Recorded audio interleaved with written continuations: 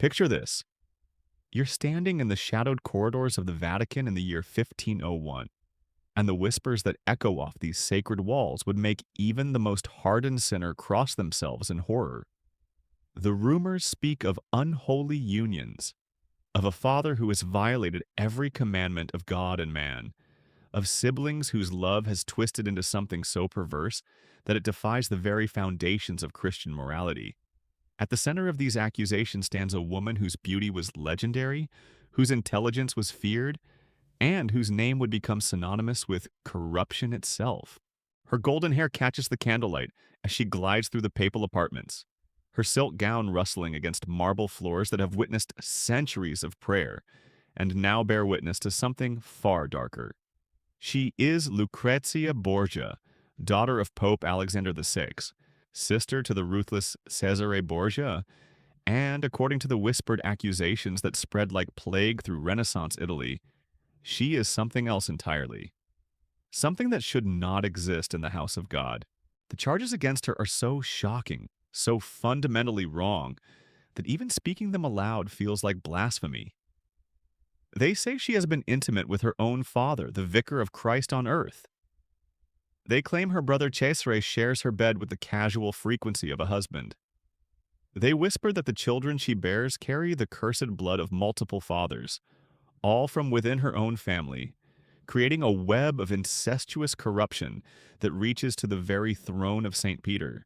Before diving into these forgotten stories of survival and suffering, if you enjoy learning about the hidden truths of history, consider hitting that like button and subscribing for more content like this.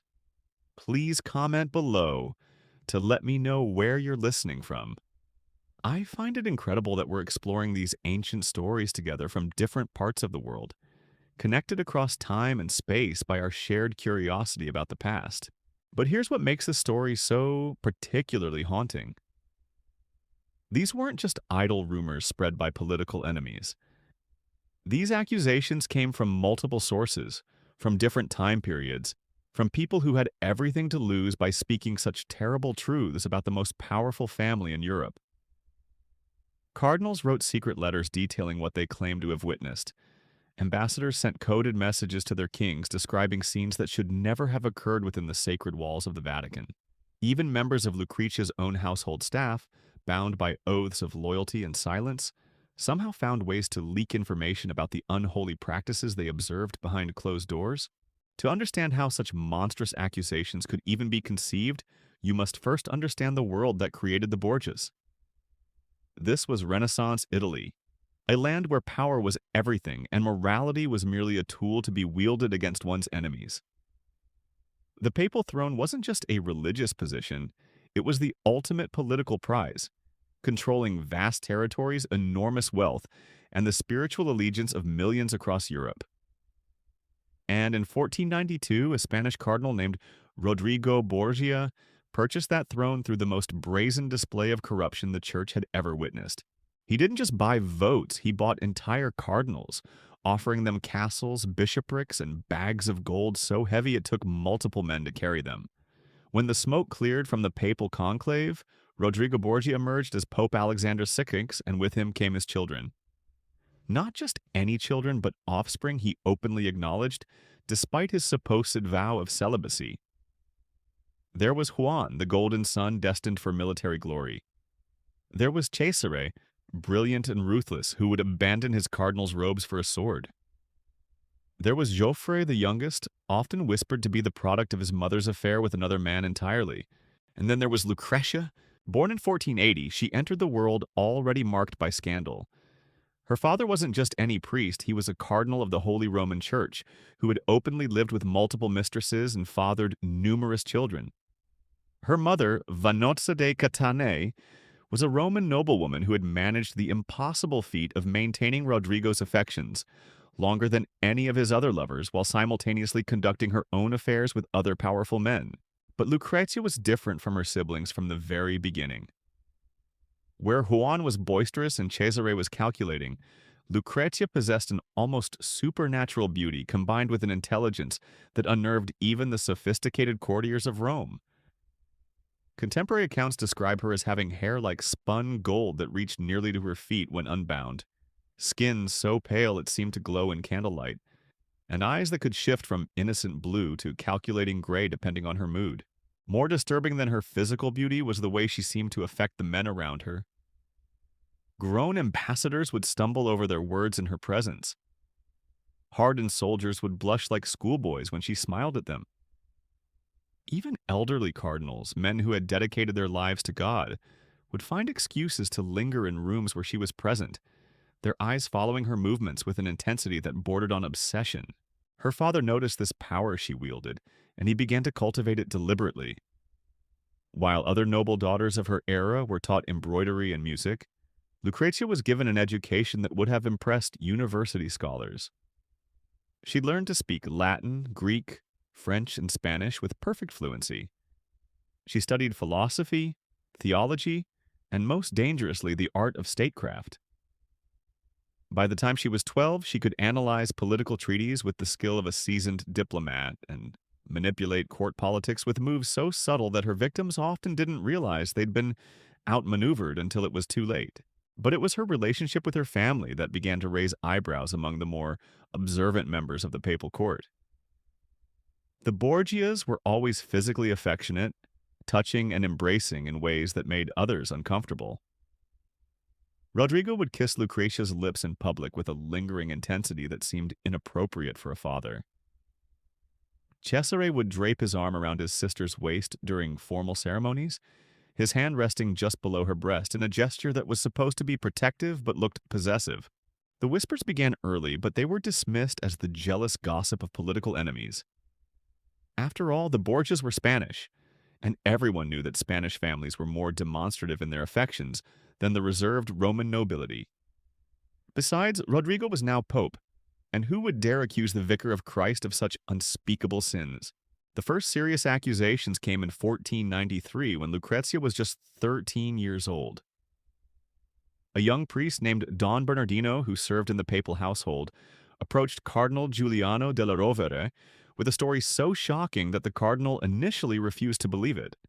Don Bernardino claimed that he had inadvertently witnessed Pope Alexander VI in his private chambers with his daughter Lucrezia in a state of undress, engaged in activities that were clearly not those of a normal father and daughter. Cardinal della Rovere was no friend to the Borgias, but even he hesitated to act on such an accusation. The political implications were staggering. If true, it would mean that the head of the Catholic Church was not only violating his vow of celibacy, but was committing incest with his own child. The scandal would rock Christianity to its foundations and provide ammunition for the growing Protestant movements that were already questioning papal authority. But Don Bernardino was insistent, and he wasn't the only one. Other members of the papal household began coming forward with their own disturbing observations. They spoke of strange sounds coming from the Pope's private apartments late at night. They described finding Lucrezia's jewelry and clothing in her father's chambers at inappropriate hours. Most damning of all, they reported conversations they had overheard between father and daughter that contained endearments and promises that no parent should ever make to their child. One chambermaid, a woman named Caterina, who had served the papal household for over 20 years, provided the most explicit testimony. She swore in the bones of St. Peter that she had entered the Pope's bedchamber one morning to find Lucrezia asleep beside her father, both of them naked beneath silk sheets. When she gasped in shock, Pope Alexander had simply smiled at her and said, "God's love takes many forms, dear Caterina. Who are we to question his design?" The testimony was compelling, but it came from servants, people whose word would never be accepted against that of the Pope in any formal proceeding. Cardinal della Rovere found himself in an impossible position. He had evidence of the most heinous crime imaginable, but no way to act on it without destroying the church itself. Then came the matter of Lucrezia's first marriage, and with it, evidence that the corruption within the Borgia family went even deeper than anyone had imagined. In 1493, when she was still just 13, Lucrezia was betrothed to Giovanni Sforza, Lord of Pesaro. It was a typical political alliance designed to strengthen ties between the Papal States and the powerful Sforza family of Milan. But from the very beginning, the marriage was troubled by the same whispers that had plagued Lucrezia's relationship with her father. Giovanni Sforza was 26 when he married Lucrezia, old enough to understand the political benefits of the alliance, but young enough to be genuinely attracted to his beautiful bride.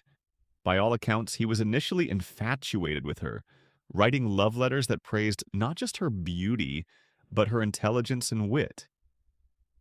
He seemed determined to make their political marriage into a real romantic partnership. But something went wrong almost immediately after the wedding ceremony. Within weeks, Giovanni was writing different kinds of letters, messages filled with confusion and growing alarm. He complained that his wife seemed more interested in lengthy private conversations with her father than in spending time with her new husband.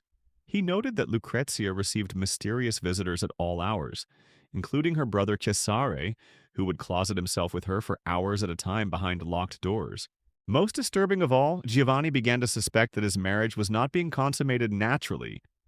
In private letters to his cousin, he wrote that Lucrezia seemed to approach their marital bed with a clinical detachment that unnerved him. She would submit to his advances, but in a way that suggested she was merely performing a duty rather than participating in an act of love. More troubling still, she seemed to possess knowledge about intimate matters that no virgin bride should have had, responding to his touch with a practiced expertise that suggested extensive prior experience. The marriage deteriorated rapidly as Giovanni became increasingly paranoid about his wife's relationship with her family. He began to notice that Lucrezia would disappear for days at a time, claiming to be visiting her father for important family discussions. When she returned from these visits, she would be withdrawn and distracted, as if her mind was still focused on whatever had transpired during her absence. The breaking point came in 1494, when Giovanni claimed to have discovered the true nature of the Borgia family's corruption. In a letter that would later be seized by papal agents and destroyed, he allegedly wrote to a trusted friend describing a scene that had left him physically ill. According to this account, Giovanni had returned unexpectedly to the papal apartments to find Lucrezia in a compromising position with both her father and her brother Cesare simultaneously. Whether this account was true or the product of Giovanni's increasingly unstable mental state, it marked the end of any pretense of a normal marriage. Pope Alexander VI, citing his son-in-law's obvious instability and his failure to properly consummate the marriage, began proceedings to have the union annulled. But Giovanni Sforza refused to go quietly. In a move that shocked all of Europe, he publicly accused the Pope of wanting the annulment so that he could continue his incestuous relationship with his daughter. Standing before a gathering of Roman nobles, Giovanni declared that Lucrezia had never been a proper wife to him because she was already married and all but named to her own father. He claimed that Pope Alexander VI kept his daughter for his own pleasure and had only arranged her marriage as a political convenience, never intending it to be consummated. The accusations sent shockwaves through the Christian world, but they also sealed Giovanni's fate. Within days of making his public statement, he fled Rome in fear for his life, leaving behind his wife and any claim to the Sforza alliance. His departure was taken by many as an admission that his accusations were false, the desperate lies of a man who couldn't accept his own failure as a husband. But for those who knew the Borgias well, Giovanni's flight looked less like cowardice and more like the desperate escape of a man who had discovered a terrible truth and realized that knowing it made him a dead man walking. With Giovanni Sforza's hasty departure from Rome, the papal court should have breathed a collective sigh of relief. The troublesome husband was gone, the scandalous accusations dismissed as the ravings of a jealous man, and Lucrezia was free to make a more advantageous marriage. But instead of quieting the rumors, Giovanni's flight only intensified them. His terror had been too genuine, his escape too desperate, for the whispers to simply fade away. More disturbing still was the way the Borgia family reacted to the crisis. Rather than maintaining a dignified silence or issuing formal denials, they seemed almost amused by the scandal. Pope Alexander VI continued his affectionate public displays with Lucrezia, if anything becoming more demonstrative rather than less. During formal audiences, he would seat her beside him on a throne almost equal to his own, consulting with her on matters of state while his cardinals watched in uncomfortable silence. Cesare's behavior became even more troubling. As if to spite the rumors, he began accompanying his sister everywhere, his hand constantly at her elbow, his eyes never leaving her face even during the most important diplomatic meetings. Foreign ambassadors wrote home describing the unsettling intensity of his gaze when it fell upon Lucretia, noting that he watched her with the jealous attention of a lover, rather than the protective concern of a brother. The annulment proceedings themselves provided additional fuel for the growing scandal. Under church law, a marriage could only be dissolved if it had never been properly consummated. This meant that Lucrezia would have to submit to a physical examination by papal physicians to prove her virginity had remained intact throughout her year of marriage. For most women of the era, such an examination would have been a humiliating ordeal, but contemporary accounts suggest that Lucrezia approached it with an almost brazen confidence that shocked the medical experts involved. Dr. Gaspar Torella, the Pope's personal physician, conducted the examination in the presence of several witnesses, including representatives from the Sforza family who had demanded independent verification of the results. What he found defied explanation and would be whispered about in medical circles for decades to come. According to his sealed report, later discovered in Vatican archives, Lucrezia's physical condition was consistent with virginity, but only in the most technical sense. The examination revealed evidence of intimate activity that had somehow avoided the traditional signs of consummation, suggesting a level of sexual knowledge and experience that seemed impossible for a sheltered noble daughter.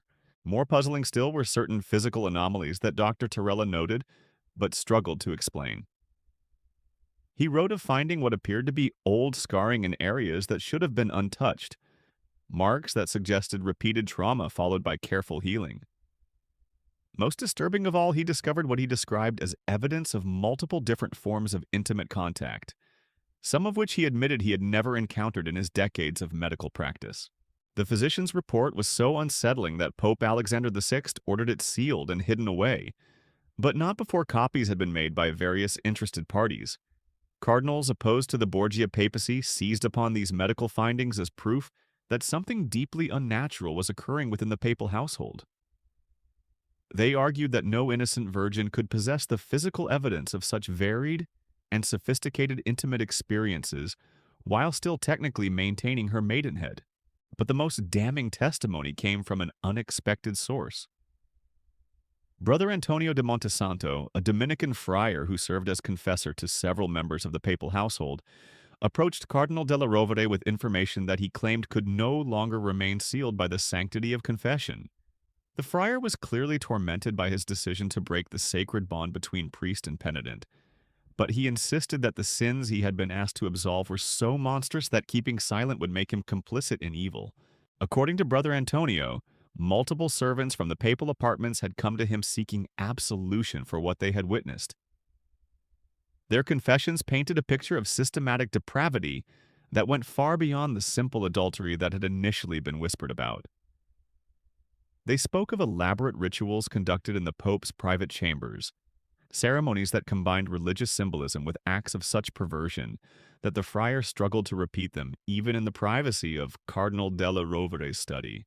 The servants described finding specially constructed furniture in hidden rooms within the papal apartments, devices that seemed designed to facilitate acts that defied both nature and decency. They told of discovering correspondence between family members that contained explicit discussions of intimate encounters, letters that read more like the communications between experienced lovers than the normal exchanges between father and daughter or brother and sister. Most chilling of all, they reported overhearing conversations that suggested these activities were not random acts of passion, but carefully orchestrated performances designed to serve some larger purpose. The servants claimed that Lucrezia would sometimes emerge from these encounters with detailed instructions about how to behave with foreign dignitaries or what information to extract from visiting nobles, as if her intimate services were being used as tools of espionage and political manipulation. Brother Antonio's testimony was particularly credible because he had no apparent motive for fabricating such elaborate lies. As a Dominican friar, he had no political ambitions that would be served by destroying the Borgias. If anything, making such accusations put his own life in grave danger. Yet he persisted in his claims, providing details so specific and disturbing that even Cardinal della Rovere found himself believing the unbelievable. The friar described confessions that revealed a household where the normal boundaries between family members had been systematically erased. Servants spoke of witnessing Pope Alexander VI treating his daughter not as a child to be protected, but as a possession to be displayed and utilized. They described seeing Cesare exercise a proprietary control over Lucrezia that went far beyond brotherly concern, making decisions about her clothing, her companions, and even her diet with the authority of a husband rather than a sibling. Perhaps most disturbing were the reports of how Lucrezia herself seemed to have adapted to this twisted dynamic. Rather than appearing as a victim of abuse, she was described as an active participant who had learned to wield her sexuality as a weapon. Servants told of overhearing her discussing political strategies with her father and brother, conversations where intimate favors were openly traded for political advantages. The pattern that emerged from these testimonies was one of a family that had created its own moral universe, where the normal rules of human behavior had been suspended in service of their insatiable hunger for power. Within the walls of the Vatican, acts that would have been condemned as abominations anywhere else had become routine transactions in the complex economy of Borgia ambition. As 1495 dawned, the weight of these accumulated testimonies began to create serious problems for Pope Alexander II's papacy. Several cardinals had approached him privately, demanding explanations for the rumors that continued to swirl around his family. Foreign monarchs were beginning to question whether they could maintain diplomatic relations with a pope whose personal conduct had become the subject of such scandalous speculation. Most dangerously of all, the growing Protestant movements in Northern Europe were seizing upon the Borgia scandals as evidence that the Catholic Church had become irredeemably corrupt. Martin Luther's followers distributed pamphlets throughout Germany depicting Pope Alexander VI as a figure of pure evil, using the accusations of incest as proof that the papacy itself had been taken over by Satan. Under this mounting pressure, Alexander VI made a decision that would prove to be a fatal mistake. Rather than addressing the rumors directly or attempting to reform his family's behavior, he chose to eliminate the sources of the most damaging testimony. It began subtly with servants who had spoken too freely about what they had witnessed, simply disappearing from the papal household.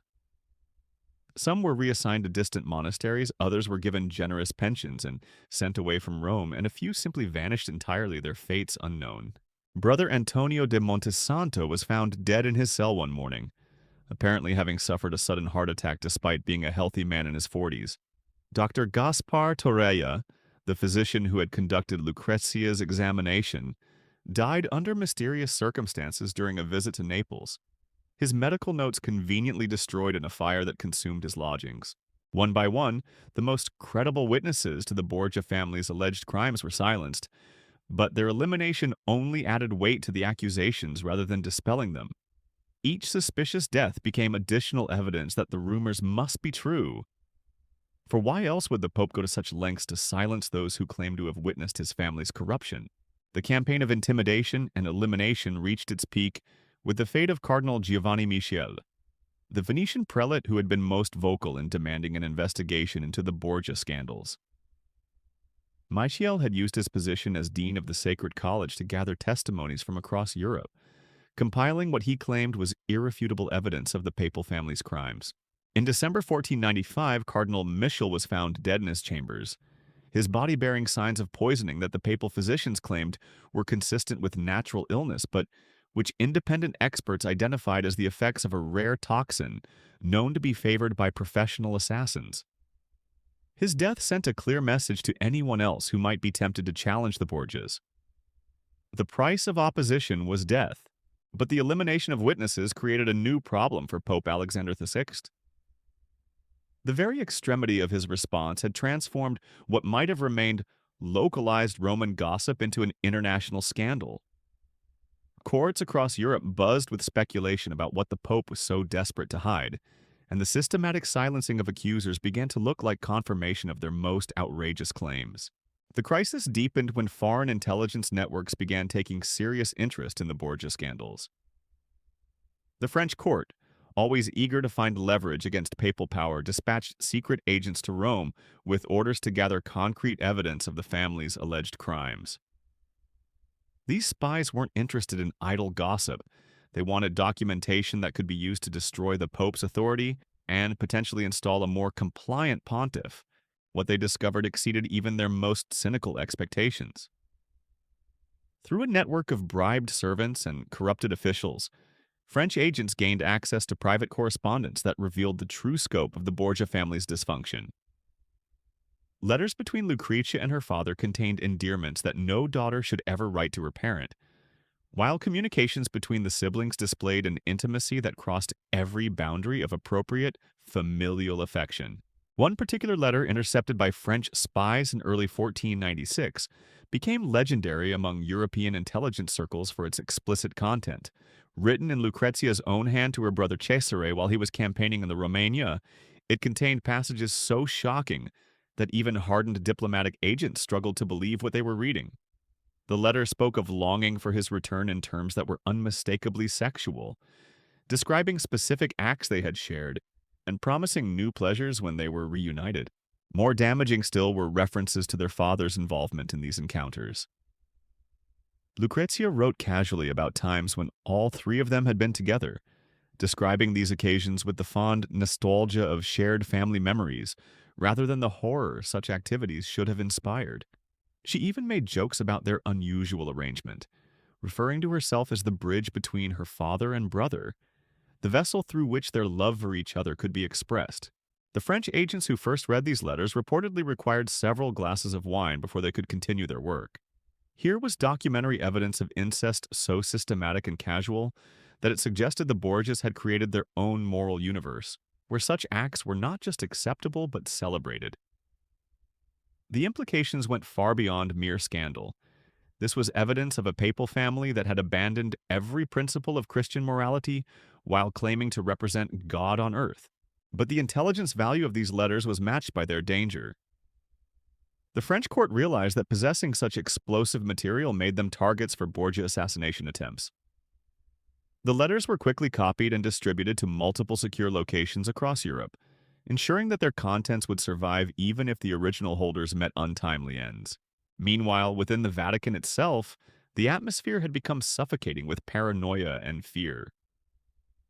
Pope Alexander VI trusted no one completely, not even his own children. He began rotating his personal guard daily, convinced that any long-term arrangement would give potential assassins time to corrupt his protectors.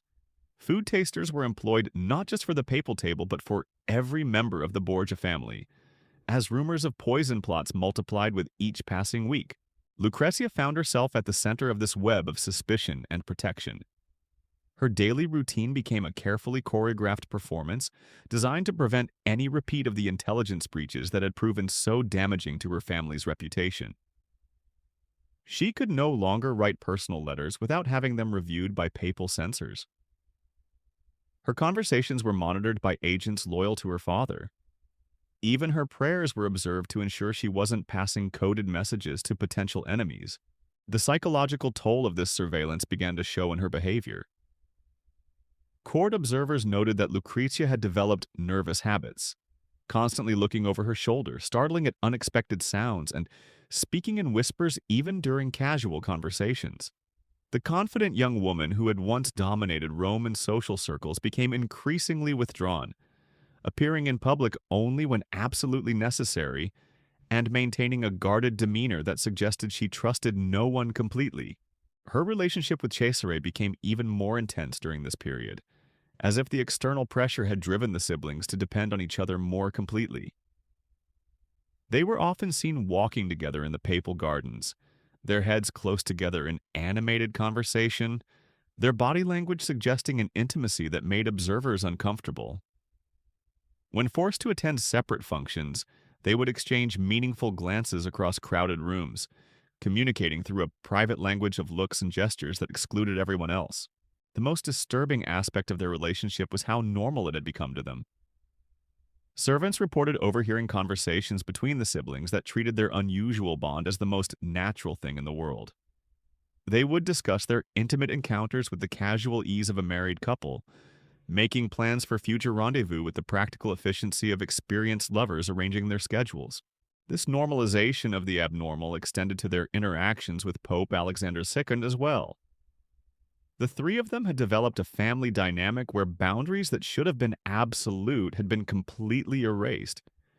They would share meals where conversation flowed easily between political strategy and intimate plans, where discussions of military campaigns were interrupted by affectionate touches that crossed every line of appropriate family behavior. Foreign ambassadors who witnessed these family interactions wrote home describing scenes that defied their understanding of human relationships. They observed a father who caressed his daughter's face while discussing marriage alliances for her, his touch lingering in ways that suggested ownership rather than paternal love. They saw siblings who communicated through intimate gestures that spoke of shared secrets, too dark for others to comprehend. The Spanish ambassador, Juan de Vera, provided perhaps the most detailed account of the Borgia family's disturbing dynamics in a secret report sent to King Ferdinand and Queen Isabella in 1496. De Vera described attending a private dinner at the papal apartments where he witnessed interactions that left him questioning his own sanity. According to his account, Pope Alexander VI spent the evening alternately discussing church policy and making suggestive comments about his daughter's beauty, at one point actually reaching across the table to adjust her bodice in a manner that was shockingly inappropriate for any father, let alone the Pope. Cesare's behavior during this same dinner was equally unsettling. De Vera reported that the young man seemed to view his sister as personal property, correcting her statements, choosing her food for her, and even wiping wine from her lips with his own napkin in a gesture that was far too intimate for siblings. Most disturbing of all, neither Lucrezia nor her father seemed to find anything unusual about this possessive behavior, accepting it as the natural order of their family relationships.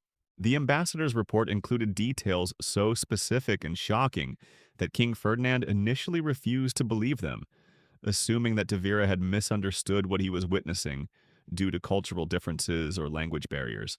But when similar reports began arriving from other diplomatic sources, the Spanish monarchs were forced to confront the horrifying possibility that the rumors about the Borgias were not just politically motivated slander, but accurate descriptions of unprecedented papal corruption. The international scandal reached new heights when copies of the French intelligence reports began circulating among European courts. These documents, which included not just intercepted letters but detailed testimonies from Borgia household staff, painted a picture of systematic depravity that shocked even the most cynical political observers. The evidence suggested that the papal apartments had become a center of organized vice, where the normal rules of Christian morality had been suspended in favor of a twisted family dynamic that served both personal pleasure and political advantage. Perhaps most damaging were testimonies that described how the Borgias used their intimate relationships as tools of statecraft. According to these accounts, Lucrezia's encounters with her father and brother were not just expressions of perverted desire, but carefully orchestrated performances designed to cement their political alliance. The family had apparently discovered that their shared transgression created a bond of mutual culpability that made betrayal impossible. None of them could expose the others without destroying themselves. This instrumentalization of incest as a political strategy represented a level of calculated evil that went far beyond simple moral weakness. It suggested that the Borgias had consciously chosen to violate the most fundamental taboos of Christian civilization, not in moments of uncontrolled passion, but as deliberate acts of policy designed to strengthen their hold on power. The evidence also revealed how this dynamic affected their relationships with outsiders. Both Lucrezia's failed marriage to Giovanni Sforza and her interactions with other potential suitors were apparently sabotaged by her inability to form normal, intimate bonds with anyone outside her immediate family. She had become so conditioned to the twisted dynamics of Borgia relationships that conventional romantic partnerships had become psychologically impossible for her.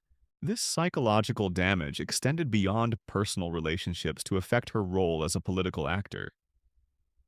Foreign diplomats reported that Lucrezia seemed incapable of forming genuine alliances with anyone who wasn't already compromised by their own moral failings. She appeared most comfortable with individuals who had their own dark secrets, as if she could only trust people who shared her experience of living outside the boundaries of normal human behavior. The cumulative weight of this evidence began to create serious problems for Catholic unity across Europe. Protestant reformers seized upon the Borgia scandals as proof that the Roman Church had become irredeemably corrupt, using the accusations of papal incest to justify their break with Catholic authority. Even loyal Catholic monarchs found themselves questioning whether they could continue to recognize the spiritual authority of a pope whose personal conduct had become the subject of such widespread and detailed accusations. The crisis deepened when several German bishops announced that they could no longer, in good conscience, recognize Pope Alexander II's authority over their dioceses. While they stopped short of formally breaking with Rome, their public statements questioning the Pope's moral fitness to lead the Church created a dangerous precedent that threatened to fragment Catholic unity just as Protestant movements were gaining strength across Northern Europe. In response to this mounting pressure, Pope Alexander VI made yet another catastrophic decision. Rather than attempting to reform his family's behavior or address the accusations directly, he chose to escalate his campaign of intimidation and elimination. The disappearances and mysterious deaths that had already claimed dozens of potential witnesses were expanded into a systematic purge designed to eliminate anyone who might possess compromising information about the Borgia family. This campaign of terror reached its peak in the spring of 1497, when a coordinated series of assassinations eliminated several key figures who had been gathering evidence against the papal family. The victims included two cardinals, a Venetian diplomat, and a prominent Roman banker who had been financing investigations into Borgia corruption. Each death was carefully staged to appear natural or accidental, but the timing and pattern made the true cause obvious to anyone paying attention. The elimination of these witnesses had the opposite of its intended effect. Rather than ending speculation about Borgia crimes, the obvious nature of the assassinations convinced many observers that the accusations must be true. The very extremity of the Pope's response suggested guilt rather than innocence, transforming what might have remained Roman gossip into a European crisis of faith. As news of the systematic murders spread across the continent, Catholic authorities found themselves facing an unprecedented challenge. How could they maintain the fiction of papal infallibility when the Pope himself appeared to be orchestrating a campaign of murder to cover up his family's crimes? How could they preach Christian morality when the head of their church was credibly accused of the most fundamental violations of God's law? The answer, for many church leaders, was to distance themselves from the Borgias while maintaining the institutional authority of the papacy itself. A subtle campaign began to emerge, one that sought to isolate Pope Alexander II and his family, while preserving the broader structure of Catholic power. Cardinals who had once competed for papal favor began meeting in secret to discuss the possibility of forcing Alexander's abdication, or even declaring his election invalid due to the corruption that had surrounded it. But the Borgias were not passive victims of this ecclesiastical conspiracy. As pressure mounted against them, they began to reveal just how dangerous they could be when cornered. The family that had already demonstrated its willingness to commit incest and murder to maintain power was preparing to show the world that there were no depths to which they would not sink in their fight for survival. The turning point came in June 1497 with an event so shocking that it would forever cement the Borgia family's reputation for monstrous evil. Juan Borgia, the Pope's eldest son and Lucrezia's beloved brother, was found floating in the Tiber River with his throat cut and his body bearing the marks of systematic torture. The official story claimed he had been murdered by political enemies, but those closest to the papal family whispered a far darker truth. Juan had reportedly grown uncomfortable with the twisted dynamics that governed his family's relationships. Unlike Cesare, who seemed to revel in the perverse bond he shared with his sister, Juan had begun to question whether their behavior was sustainable. More dangerously still, he had started making comments to trusted friends about the need to protect Lucrezia from what he called the corrupting influence of their father and brother. The night of his death, Juan had attended a family dinner at the papal apartments, a gathering that witnesses described as unusually tense. Servants reported overhearing heated arguments between Juan and Cesare, with their sister's name mentioned repeatedly in voices too low to make out specific words. What they could observe was Juan's obvious distress and Cesare's cold, calculating responses to whatever concerns his brother was raising. When Juan's body was discovered, the pattern of wounds told a story that went far beyond a simple political assassination. The torture marks suggested someone had taken considerable time and effort to inflict maximum pain before delivering the final blow. More disturbing still, certain aspects of the mutilation seemed almost ritualistic, as if Juan's death had been designed to send a message to anyone else who might consider challenging the family's twisted unity. Cesare's reaction to his brother's murder was perhaps the most telling evidence of what had really occurred. Rather than displaying the grief expected of a bereaved sibling, he seemed almost relieved by Juan's death. Within days of the funeral, he had moved to claim his dead brother's titles and properties, acting with an efficiency that suggested he had been planning for this transition long before Juan's body was pulled from the river. Even more shocking was how the murder affected the relationship between Cesare and Lucrezia. Rather than drawing apart in their shared grief, the surviving siblings seemed to become even more intensely bonded. They were now inseparable, moving through the papal court like two halves of a single entity, their intimacy so obvious that even the most diplomatic observers found it impossible to ignore. Foreign ambassadors wrote home describing scenes that defied comprehension. They observed Cesare and Lucrezia holding whispered conversations during church services, their heads so close together that their breath mingled as they spoke.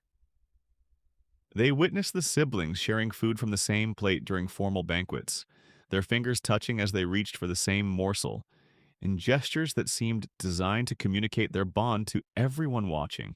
Most disturbing of all was how Pope Alexander VI responded to his son's death. Rather than launching a genuine investigation into the murder, he seemed content to let the matter fade into obscurity. His grief appeared performative, displayed for public consumption, but lacking the devastating anguish that should have consumed a father who had lost his child. Instead, he seemed almost energized by the tragedy, as if Juan's elimination had removed an obstacle to some larger plan. The Pope's behavior became even more erratic in the months following Juan's death. His public appearances with Lucrezia took on an almost manic quality, as if he was determined to display their relationship with unprecedented boldness. During formal audiences, he would seat her so close to his throne that their bodies touched, his hand resting on her knee or shoulder in gestures that made visiting dignitaries shift uncomfortably in their seats.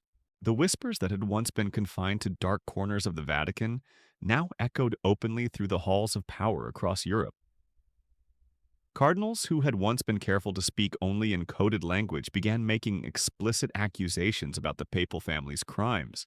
The death of Juan had apparently convinced many observers that the Borgias were capable of any atrocity, including fratricide, in service of their twisted desires.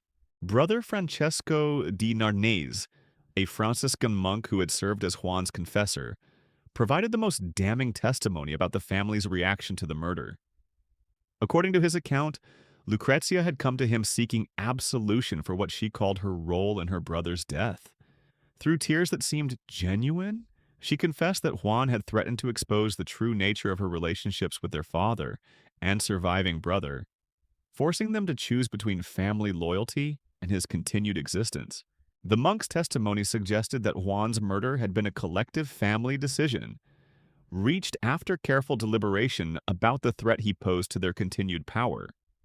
According to Lucrezia's confession, they had tried to convince Juan to remain silent about what he knew, offering him increased wealth and authority in exchange for his complicity. When he refused and threatened to take his concerns to hostile cardinals, they concluded that his death was the only solution that would preserve their secret. What made this confession particularly chilling was how Lucrezia described her own role in luring Juan to his death. She admitted to using their sibling bond to convince him to meet with Cesare alone, knowing that this encounter would likely be his last. Her tears during the confession seemed to stem not from guilt about the murder itself, but from sadness that Juan had forced them to destroy him through his stubborn refusal to accept their family's unique dynamic. Brother Francesco was so disturbed by this confession that he immediately sought guidance from his superiors about whether the seal of confession could be broken in cases involving such monstrous crimes.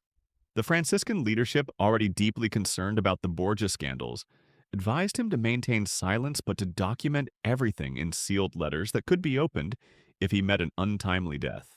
These precautions proved wise when Brother Francesco was found dead in his cell, just 3 weeks after hearing Lucrezia's confession. His death was attributed to a sudden illness, but the timing convinced many observers that the Borgias had once again eliminated a dangerous witness. The sealed letters he had prepared were discovered and secretly copied by Franciscan leadership before being turned over to papal authorities, ensuring that his testimony would survive even if the originals were destroyed. The monk's documentation of Lucrezia's confession provided the most explicit evidence yet of the Borgia family's systematic criminality. His careful notes revealed not just the fact of their incestuous relationships, but the calculated nature of their approach to maintaining power through the most heinous means imaginable. They had apparently convinced themselves that their unique circumstances justified any action, no matter how evil, if it served to preserve their position. As 1498 dawned, the accumulated weight of evidence against the Borgia family had created a crisis that threatened to tear the Catholic Church apart.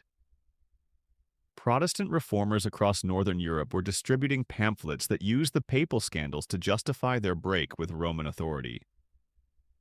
Even loyal Catholic monarchs found themselves questioning whether they could maintain diplomatic relations with a pope whose family had become synonymous with every form of moral corruption.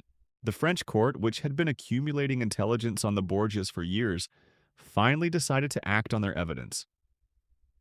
King Louis XIV dispatched a formal embassy to Rome with secret instructions to present Pope Alexander VI with an ultimatum: reform his family's behavior and submit to church investigation, or face the withdrawal of French support for papal authority. The threat was particularly dangerous because French military power was essential to maintaining papal control over the turbulent Italian peninsula. But the Borgias responded to this pressure in characteristic fashion, with a combination of violence and calculated manipulation that demonstrated their complete rejection of normal moral constraints. Rather than submitting to outside investigation, they intensified their campaign of intimidation while simultaneously working to compromise their critics through blackmail and bribery.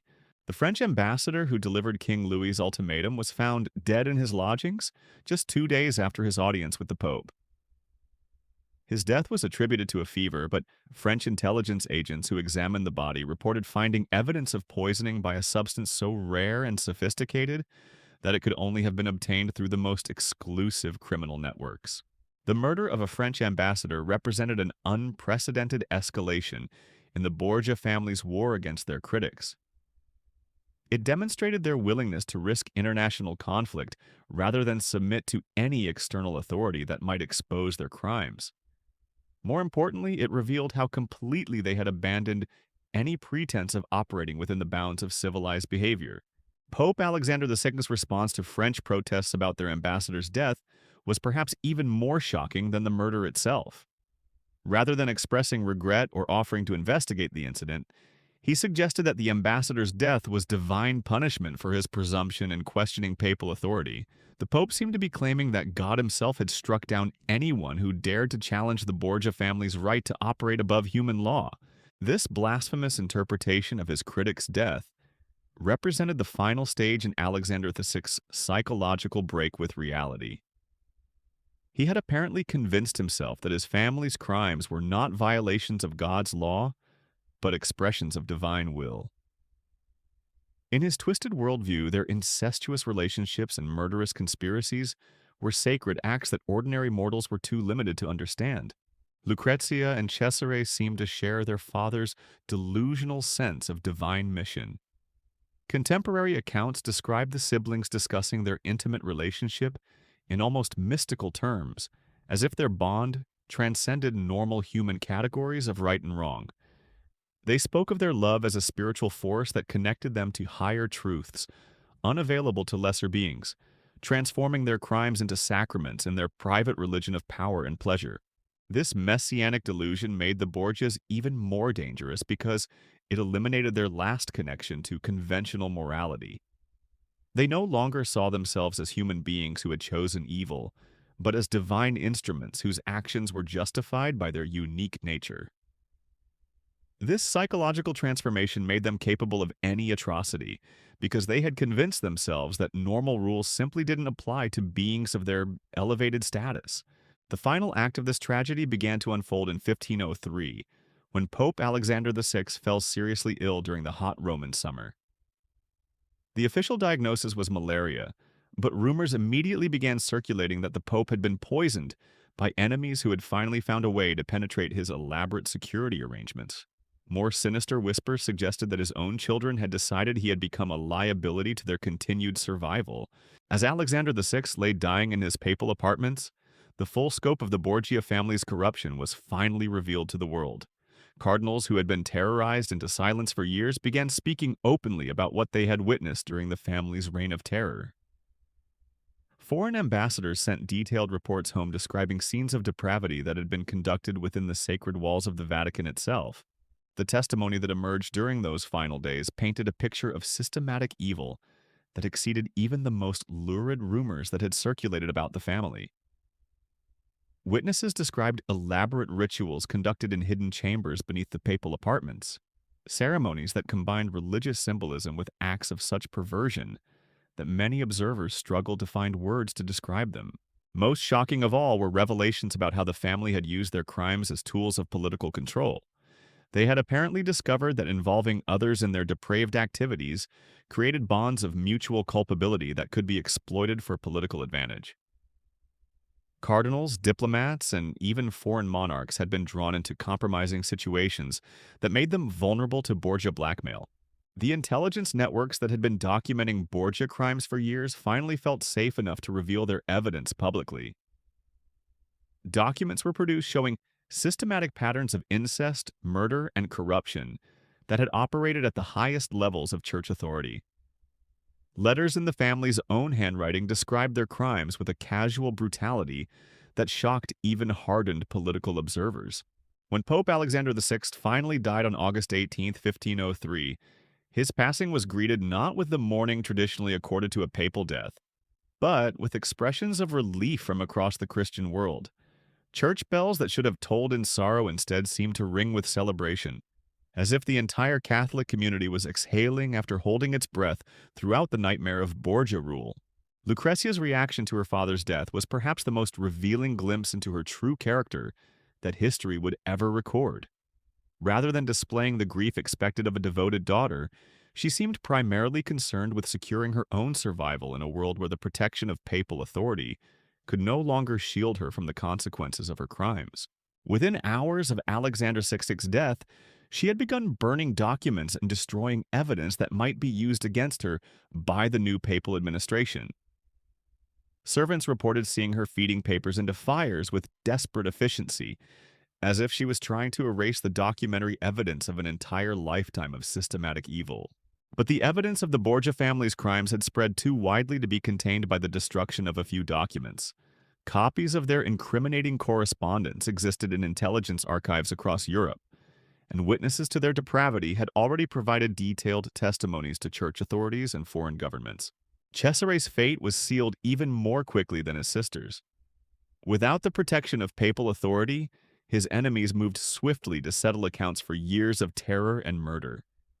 He was arrested, imprisoned, and eventually died in exile, his body bearing the marks of violence that suggested his end had been neither quick nor merciful. Lucrezia survived longer, protected by her gender and her marriage to a powerful noble family that could provide some measure of security. But she never escaped the shadow of her family's crimes, spending her remaining years as a virtual prisoner of her own reputation, shunned by respectable society and haunted by memories of the monstrous acts that had defined her youth. The Borgia scandals left permanent scars on the Catholic Church and provided ammunition for Protestant reformers that would be used for centuries to justify their break with Roman authority. The accusations of papal incest became a standard element in anti-Catholic propaganda, a symbol of the moral corruption that allegedly infected the highest levels of church hierarchy.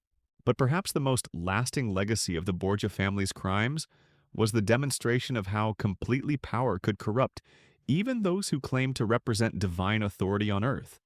Their story became a cautionary tale about the dangers of absolute power combined with moral weakness, showing how quickly the sacred could be transformed into the profane when human appetites were allowed to override divine law. The whispers that began in the shadowed corridors of the Vatican in 1501 had grown into a roar that would echo through history, carrying with them the names of Lucrezia, Cesare, and Alexander II as symbols of humanity's capacity for evil. Their crimes would be remembered not just as historical scandals, but as warnings about what happens when power is exercised without conscience, and when the most sacred trusts are betrayed by those sworn to uphold them. In the end, the golden-haired woman who had once glided through papal apartments in silk and jewels became a cautionary figure whose very name evoked images of corruption and depravity. Lucrezia Borgia's story serves as an eternal reminder that beauty, intelligence, and power mean nothing without moral foundation, and that even the most elevated positions in human society cannot protect those who choose evil from the ultimate judgment of history.